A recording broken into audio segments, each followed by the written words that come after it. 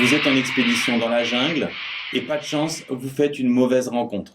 Vous êtes mordu par un serpent, vous sentez qu'il se passe des choses bizarres dans votre corps. Heureusement arrive un chaman qui vous prépare une décoction à base de racines et de feuilles qu'il vous fait avaler.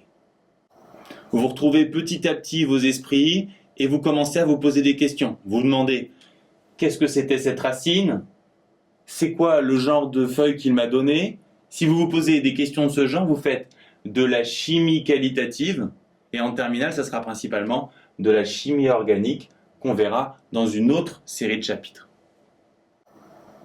Par contre, si vous vous posez des questions du type combien, quelle quantité, vous faites de la chimie quantitative. Par exemple, si vous vous interrogez sur la concentration de neurotoxines dans le venin, vous demandez combien de neurotoxines contient un certain volume de venin, vous faites bien de la chimie quantitative et on verra comment y répondre dans le chapitre 2 sur les dosages.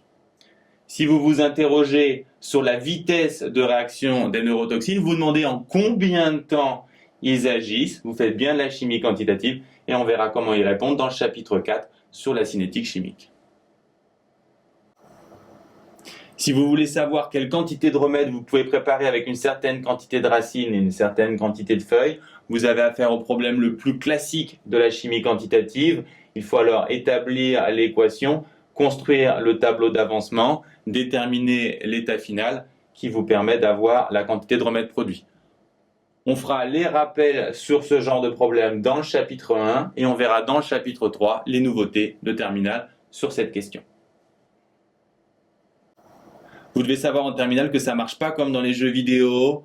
On ne peut pas dire une dose de racine plus une dose de feuille donne une dose de remède. On ne peut pas écrire A plus B donne C. Il vous faut les formules de A, B, C qu'on vous donnera. Et il faut que vous soyez capable de déterminer les quantités de matière de A et B, les réactifs. En général, on ne vous donne pas les quantités de matière des réactifs, on vous donne des grandeurs plus simples à mesurer comme la masse ou la concentration. Et si vous voulez revoir les formules qui permettent de passer de ces grandeurs à la quantité de matière, regardez la vidéo 4 de ce chapitre.